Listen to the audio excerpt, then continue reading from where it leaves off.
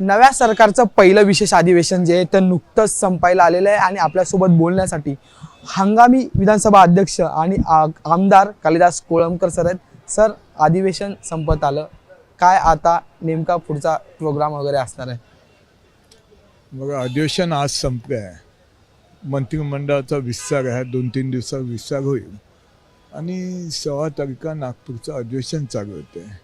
त्या अधिवेशन चालूमध्ये बघू आता कामांना गती मिळेल असं वाटते। सर, खरं तर ह्यात सगळ्यात महत्त्वाचं म्हणजे की तुम्ही हंगामी विधानसभा अध्यक्ष होता, त्याचं मूळ कारण होतं की तुम्ही सर्वश्रेष्ठ आहात, 9 टर्म जे ते तुम्ही आमदारकी मिळवलेली आहे, पण अद्याप मंत्रिपदाचा जी मुख्य प्रश्न आहे तो सोडवला गेला नाही। यंदा तरी ते होईल का? एवढंच मी सांगतो की आज वर्ल्ड रेकॉर्ड मी केलं आहे। ह्या 288 आमदारामध्ये एकही आमदार एवढा सिनियर नाही आहे। तर वर्ल्ड रेकॉर्ड केल्यानंतर पक्षाने माझा विचार केला पाहिजे, कोळंबकरांना मंत्रिपद द्यायचं की नाही।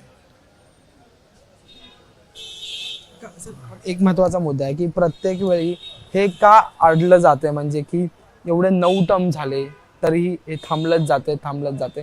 अनेक आता आपण जर पाहिलं तर देवेंद्र फडणवीस स्वतःचे मुख्यमंत्री, त्यांचंच करिअर जे ते सुरू होऊन आता ते तिसऱ्यांदा जे ते मुख्यमंत्रीपदी विराजमान झालेलं, पण तुम्ही वर्ल्ड रेकॉर्ड केलेलं तरीही मंत्रीपद अद्याप आलेलं। तुम्हाला सांगू का, मला एवढंच सांगायचं आहे, देवेंद्रजी ह्या बाबतीत विचार करतील असं काय नाही, पण त्यांना ताकदवान राजयोग सुद्धा असावा लागतो। माझा निवडणुकीचा राजयोग आहे, मंत्रिमंडळाचा नारायणराव जेव्हा मुख्यमंत्री होते तेव्हा मी फूड अँड सप्लाय नगर विकास मंत्री झालो। आता काय होते माहिती आहे, ह्या काही गोष्टी चेंजेस झाल्यामुळे काही परिणाम होतात त्याच्यावरती, असं काही नाही, पण आता देवेंद्रजी विचार करतील त्या बाबतीमध्ये। अनेक जे आपण पाहिलं तर नवे आमदार आले आणि थेट मंत्रिपदाची वर्णी लागली। मागच्या टर्ममध्ये जेव्हा 2022 मध्ये तुमचं सरकार आलं तेव्हा मंगलप्रभात लोढा सुद्धा मुंबईतून मंत्री झाले, पण तुमचा अद्याप नाव। हे काम कोणाचं आहे? पक्षाचं आहे। ज्या पक्षात मी काम करतोय त्या लोकांनी ह्या बाबतीमध्ये विचार केला पाहिजे। आता ह्या गोष्टी मी नाही सांगू शकतो, पक्षच सांगू शकते, पण त्यांना कोण प्रश्न विचारत नाही, प्रश्न मला विचारतायत। अगदी शेवटचा प्रश्न आहे सर, पुन्हा एकदा मुंबईच्या वाट्याला 1 किंवा 2 मंत्रिपद येतील अशी चर्चा आहे, वाटते का? काय विश्वास आहे का की यंदा तरी आपलीच मुंबई कॉर्पोरेशन आपल्या ताब्यात घ्यायचं असेल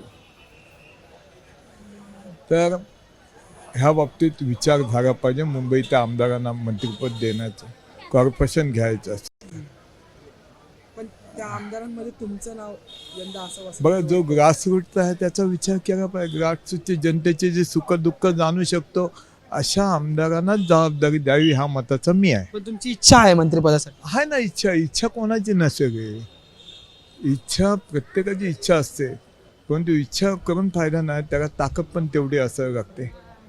माझ्यामध्ये एवढा वर्ल्ड रेकॉर्डमध्ये जात आहे, म्हणजे अनुभवी बॅटमन आहे, लक्षात ठेवा। धन्यवाद सर आमच्याशी बोलण्यासाठी। ते हे होते आमदार कालिदास कोळंबकर आणि हंगामी विधानसभा अध्यक्ष। त्यांनी म्हटले की मी तगडा बॅट्समन आहे आणि माझी सुद्धा इच्छा जी आहे ती मंत्रिपदाची, त्यामुळे यंदा तरी वर्ल्ड रेकॉर्ड केलाय ते म्हणजे 9व्यांदा निवडून आलेले आमदार कालिदास कोळंबकर यांना सुद्धा मंत्रिपद मिळणार की नाही हा प्रश्न जो आहे आणि हे पाहणं औत्सुक्याचं ठरणार आहे। व्हिडिओ जर्नलिस्ट दीपेश महाजनसह मी अजय माने, एबीपी माझा, मुंबई। एबीपी माझा, उघडा डोळे बघा नीट।